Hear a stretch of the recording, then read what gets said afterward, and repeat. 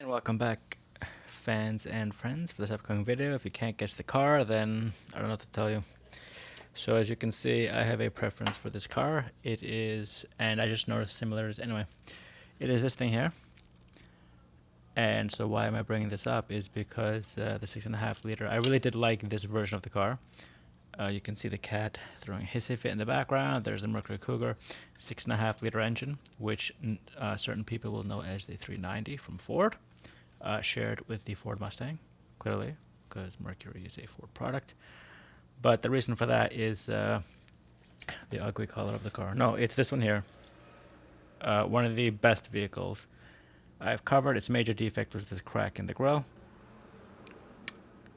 But you can see everything else was just not really next level, but really well done. So why is this important? Why am I talking about a vehicle that nobody watched the video to?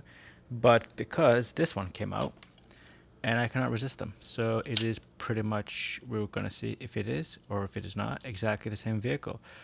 We can see the background. That there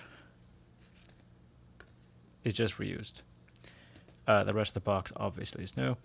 There is now 8,999 left in the world for you to buy if you find them.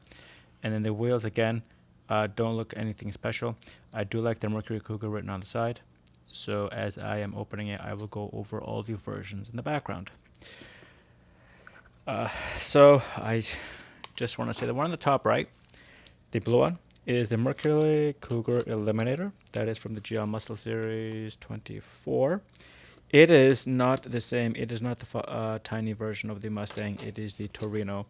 In 1970, they changed the base of the car into the Torino, which is larger than the original Mustang, which was a pony car. It became not a real car, but it became a larger vehicle.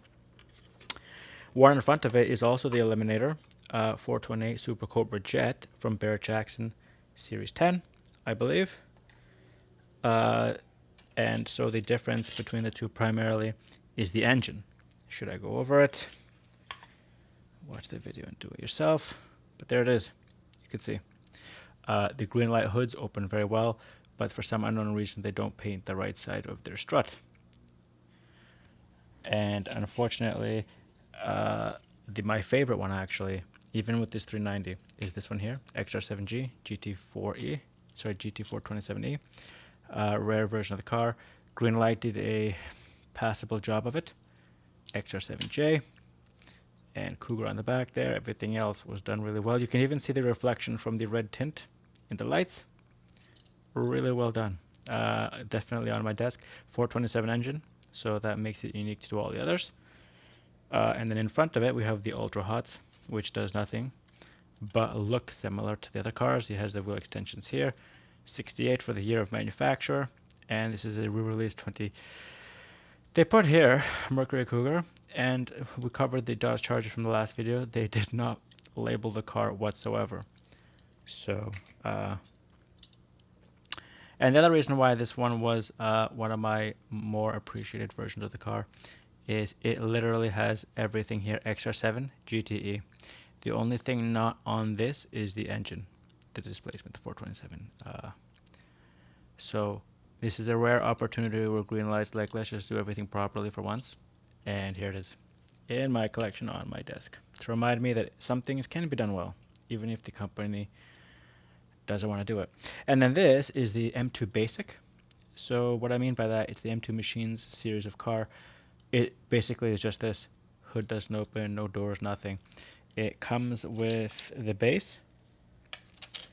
I have two in front of me, so this one here, the plain black instead of the grid pattern, R66, so 2020 version, 10 casting, there you see 1968, Mercury is a bit fuzzied out, and the R code version of the car with its distinctive red trim, Mercury written on the side, and Mercury the man's car. And what I meant by it, you see this is a separate piece from the hood. So if I really see to take it apart, you can't because it doesn't have the pins. There is no slot to put this hood on another M2. And then finally, this is basically the car we'll be covering today, just painted slightly differently. Engine will be nearly identical, and we will see the major issue I had is I didn't see after I bought it the crack you can see there. But you have a red Cougar on the left side. You have the symbol from Mercury in the middle. Like I said, and even on the tires, Goodyear. So white trim on black background. Excellent looking vehicle. The maroon, not overly fond of, but I mean, it's too late now. So here we have it, the release 69 version of the car. That one is the release 62 version of the car. So it is 3.5, 4 years old by now. Last year's production, 29th casting of it. Plain tires. So they went back a step there. I do like the trim decoration. There's the turning lights, Mercury Cougar written on the side. Brake lights, everything else. Unlike that green light, it doesn't have the reflective brake lights. So that is, it can't get around that Mercury in the middle there. We have a little bit, just dust. I thought it was a little bit of a splotch there. This thing I thought was different, but all of these cars appear to have it except for the Hot Wheels and the GTE. And the two next generations don't have it because they're, like I said, based off of a different car. Door handles, keyholes, everything painted in, all the tie downs, everything as it should be. So now we just have to get it off its base. I'm hoping the wheels move. They look like they're pretty stiff because of how the car is pressed into the base. Try to keep this video under 10 minutes. Not that you don't enjoy hearing my voice. It's like I said before. I really enjoy doing it. It's just I take too long and I don't remember everything all at once. So there's that issue. I believe this Mercury Cougar, along with the Ford Mustang, makes up half of all the muscle cars, and that includes all the Dodge Chargers, Challengers, what else? From GM Camaros, there's a bunch of Camaros in my possession.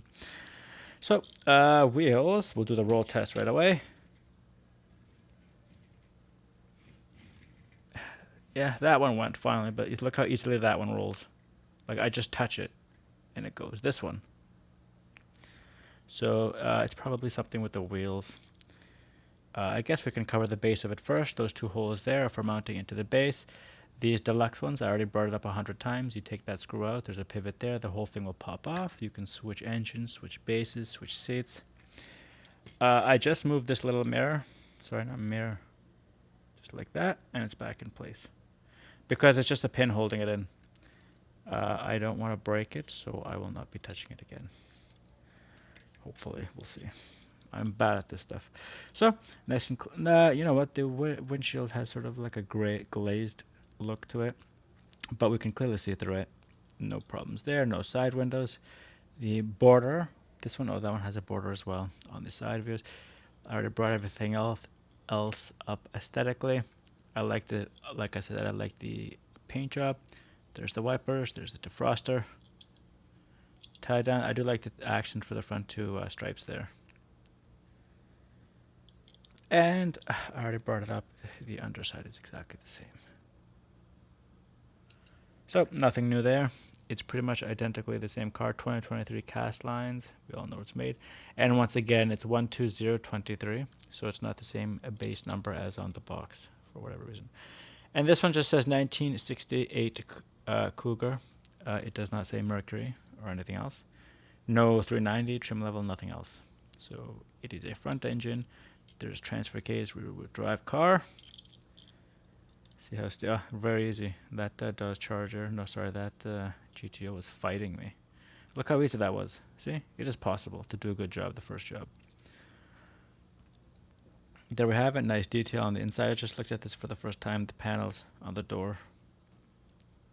Steering wheel, everything else. The white door background makes everything stick out. Nice and easy to see. And now finally the engine. No crack on the front, so that's really nice. Same red cat as on there. If I get really lazy, I can technically switch these two. We'll see how I feel. It's not a lot of work, no glue involved, right? Just tiny fingers and not being stupid. So the engine looks same, it's different. It looks pretty much identical.